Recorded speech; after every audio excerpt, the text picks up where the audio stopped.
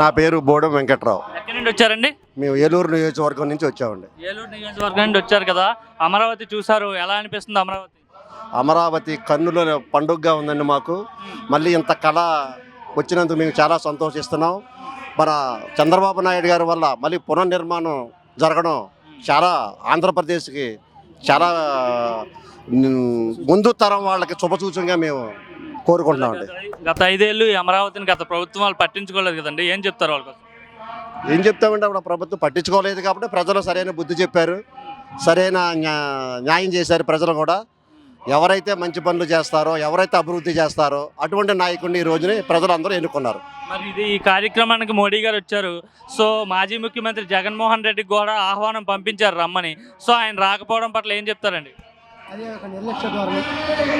ఆయన తోక ముడిచి ఆయన మళ్ళీ బెంగళూరు వెనక్కి వెళ్ళిపోయారు. ఆయన ముఖం చెల్లలేదు.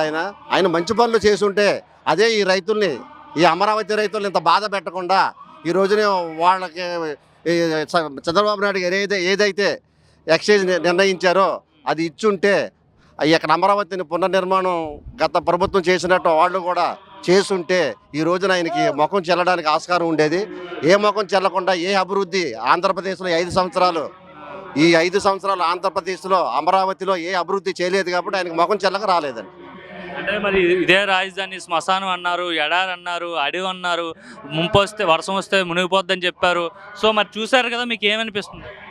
నిజంగా అట్లానే ఉందా? ఎడారిలా ఉందా? శ్మశానంలో ఉందా? ఎడారిలా లేదు, శ్మశానంలా లేదు, సస్యశ్యామలాగా ఉంది. దీని చంద్రబాబు నాయుడు గారు అమరావతి ఒక బ్రాండ్ని దూరదృష్టితో ఆలోచించి పెట్టారు.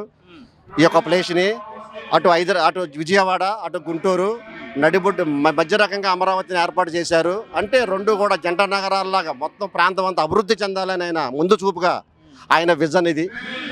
అంటే మరి ముందు రోజుల్లో ఇది బాగా డెవలప్ చేస్తారా, లేదంటే మళ్ళీ ఎట్లా ఉండిపోతుంది అంటారా? చాలా డెవలప్ చేస్తారు. ఆయన ఒక విజన్ వ్యక్తి అని ఇందాక చెప్పాను మీకు నేను. ఆ విజన్ ప్రకారంగా 247 ఆయన విజన్ పెట్టుకున్నారు. ఆ విజన్ ప్రకారంగా అభివృద్ధి జరుగుద్ది. ప్రజలు కూడా అభివృద్ధి ఎవరు చేస్తున్నారో, పరిపాలన ఎవరైనా సక్రమంగా చేస్తున్నారో ఈరోజు పోలవరం పరిగెడుతుంది, అమరావతి అభివృద్ధి అవుతుంది.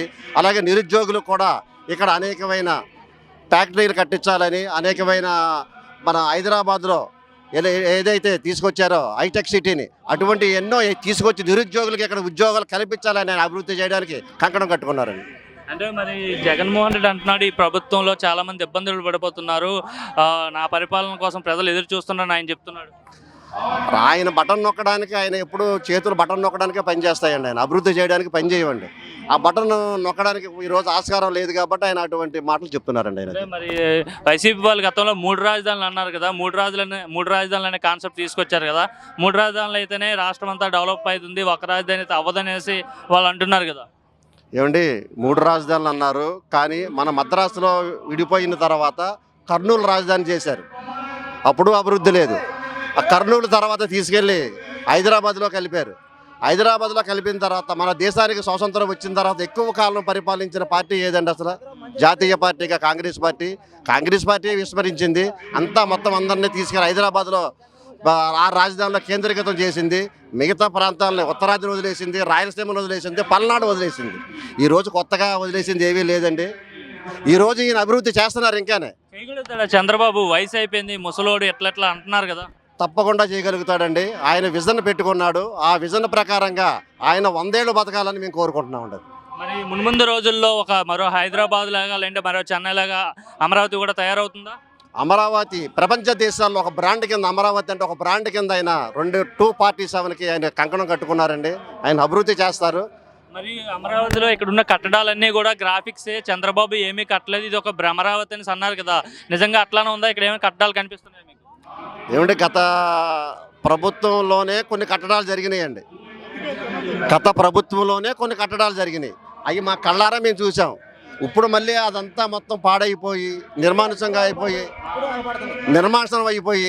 అవన్నీ ఇప్పుడు కొన్ని వేల కోట్లు మళ్ళీ అదనపు ఖర్చు కింద మొత్తం అవన్నీ రిపేర్ చేసుకుని మళ్ళీ పూర్వ పరిస్థితి తీసుకురావడానికి ఆయన కంకణం కట్టుకున్నారండి. అది అంటే 3 ఏళ్ళలో పూర్తి చేసేస్తాం అనేసి అయితే నారాయణ గారు అంటున్నారు. చేసేస్తారా?